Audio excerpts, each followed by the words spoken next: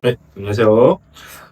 법무법인 서명의 옥창 변호사입니다. 네, 최광수 변호사입니다. 네, 최영 변호사입니다. 자, 최영 변호사님, 오늘 주제는 뭔가요? 네, 좀 공무원분들이 많이 관심을 가질 만한 사안인데요. 공무원 징계가 예. 어떻게 이루어지고 어떻게 좀 변론을 해야 되는지 이 부분에 대해서 말씀드리고자 합니다. 예, 저희 잘 아시겠지만 최영숙 변호사님, 그다음에 최영 변호사님 다 이제 공직에서 몇 년에서 길게는 10년 이상 이제 근무했었고요. 참고로 저희는 이제 단 한 번의 징계 처분도 받지 않았지만 이제 원치 않게 또 이렇게 일에 연루되는 경우가 있어서 저희가 주제를 선택했고요. 최영석 변호사님, 이제 공무원이 이제 업무를 하다가 또 업무 외적으로 이렇게 일에 연루가 돼서 이제 징계를 받게 되는 경우가 있잖아요. 네. 그 일반적인 절차가 좀 어떻게 될까요?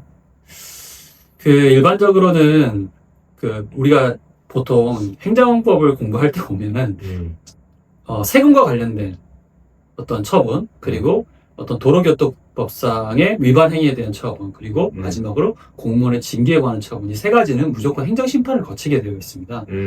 그래서 처음에 행정청에서 어떤 징계 처분이 있었고 그에 대해서 다투려면 행정심판의 일종의 소청심사를 거쳐야 되고, 거기에서도 그 내용에 불복하는 경우에는 이제 행정소송의 절차를 거치게 됩니다. 이 3단계로 이루어졌다고 보시면 됩니다. 예, 조금 말이 어려운데, 이제, 예를 들어, 공무원께서 이제, 술을 먹고 이제 음주운전을 했다.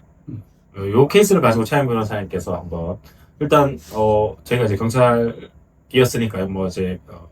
경찰관이 이제 음주운전을 예를 들어서, 이제 그럴 일이 없지만, 그렇게 하게 됐다. 이렇게 되면 이제 어떤 절차를 거치게 되나요? 음주운전 같은 경우는 사실 바로 이제 수사기관에서 이제 조사를 받게 되고요. 네. 수사기관을 조사받을 때 공무원분들은 바로 이제 자기 기관에 통보를 하게 됩니다. 네. 그래서 형사적인 부분을 별도라고 이제 징계 부분을 놓고 보면 사실 이제 통보가 오기 때문에 그 기관에서는 그 감찰 부서에서 그 공무원에 대해서 이제 어떤 혐의에 대해서 조사를 시작하게 됩니다. 이제 감찰 조사, 이제 감사 기능에서 네. 이제 공무원의 이제 징계를 일단 받을 사안인지 아닌지에서 네, 사실관계를 맞습니다. 확인하게 된다. 네. 그 이후의 절차가 좀 어떻게 되나요, 네. 그러면? 그래서 사실 감찰 부서에서는 똑같습니다. 형사 기능처럼 사실 먼저 그 피감사자에 대해서 이제 조사를 좀 하게 되고요. 그리고 그 내용에 따라서 이제 공무원이 어떤 징계를 할지 이제 결정을 하게 됩니다. 이제 네. 감봉이다, 네, 해고이다, 맞습니다. 네. 정직이다. 네, 중징계부터 시작 경징계까지 있고 혹은 이제 주의 처분까지 있는데 네. 통상적으로 이제 징계 한두 번 정도 조사를 하고 또 수사기관에서 이제 수사한 내용을 또 이제 받아봐서 네. 결정을 하게 됩니다. 통상적으로 사실 이제 너무나 좀 명확한 내용 같은 경우는 수사 이제 처분과 별도로 빨리 이제 처분을 내리기도 하고요. 다만 조금 사안이 중하다라고 생각하는 경우는 수사기관에서 처분하는 것을 보고 나서 징계를 하게 됩니다. 네, 그러면 조금 정리하면 일단 공무원이 어떤 일에 연루됐다, 업무를 하는 과정에서 좀 착오로 실수를 하였다, 혹은 이제 술을 마시고 좀 실수를 했다, 이런 일들이 발생을 하게 되면 그 공무원이 속해 있는 기관에서 이제 비위를 이제 조사하는 감사 기능이든 감찰 기능에서 사실관계를 좀 확인한다. 네. 그리고 그 사실관계에 대해서 이제 명확한 사안이면 징계 처분 절차로 나아간다. 그 과정에서 이제 당사자에게 의견을 좀 개진할 수 있는 기회나 사실관계를 확인하는 절차를 거치고, 그리고 나서 징계 처분이 되면 그 이후에 이제 차영숙 변호사님이 말씀하신 것처럼 받아들이지 못한다 하면은 이제 불복의 단계로 나아가게 된다. 이렇게 네, 맞습니다. 정리를 하면 될 것 같은데요.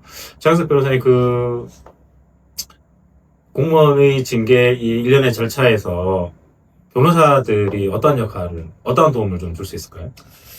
변호사들은 모든 절차에서 도움을 드릴 수 있는데요. 네. 일단은 징계위원회가 열리기 전까지 네. 징계 처분을 위한 사실조사 단계, 그리고 그에 대한 본인의 이제 소명의 기회, 이런 여러 단계들에서 본인 혼자서 준비하기에는 어려운 점들이 많거든요. 그리고 법리적으로 이것이 정말로 징계 사유에 해당하는지도 네.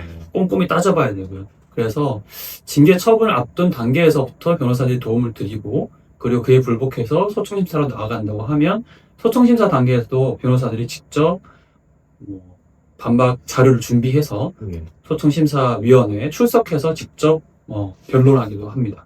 그리고 만약에 마지막으로 행정소송 단계로 가면 당연히 법원에서 이루어지기 때문에 그 단계에서는 당연히 변호사의 조력이 필요하고요. 네, 뭐 명백한 사안이다 하면 명백한 사안이라 할지라도 그와 같은 실수를 하게 된 뭐 여러 가지 참작할 사유가 있을 것이고 또 어떤 뭐 복잡한 경우에는 업무를 이제 본인의 이제 충분한 이제 주의를 다하면서 업무를 했지만 갑자기 이거 뭐 업무를 좀 해태한 거다, 뭐 게으르게 업무를 처리한 거다 이렇게 하면 그 부분에 대해서 이제 사실관계에 대해서 여러 가지 법적인 조력이 좀 필요할 수도 있기 때문에 가장 초기 단계에서부터 이제 사실관계를 확인하는 단계에서부터 변호사가 좀 도움을 줄 수 있고 그다음에 소송심사위원회는 바로 뭐 행정소송을 건너뛸 수 있는 건 아니고요. 소송심사를 반드시 거치고 거기에 불복을 한다 치면 행정소송으로 할 수 있고 소송심사위원회에 이제 변호사와 같이 출석해서 이 처분을 징계 처분에 대해서 좀 불복을 하면서 이러이러한 부분이 법리적으로든 뭐 좀 잘못됐다. 또 이와 같은 참작할 사유가 있다 이런 것들을 실제 재판하듯이 좀 설명을 하고 주장을 하게 되고요. 그리고 이제 행정소송으로 가게 되면 그 이제 또 통상의 그 이제 소송의 절차처럼 그렇게 진행이 된다 이렇게 이해를 하시면 되겠습니다. 뭐 두 변호사님은 이제 징계 처분을 당연히 받으신 적이 없고 저도 없지만 이제 업무를 하시는 과정에서 또 이제 원치 않게 좀 연루가 되는 경우가 있다 치면 초기 단계에서부터 이제 변호인의 조력을 받아서 소명하고 또 처분을 가장 약하게 받는 게 어쨌든 소청으로 가든 행정소송으로 가든 거기서 더 좋은 결과를 이끌어낼 수 있지 않을까 싶습니다. 예, 오늘은 여기까지입니다. 감사합니다.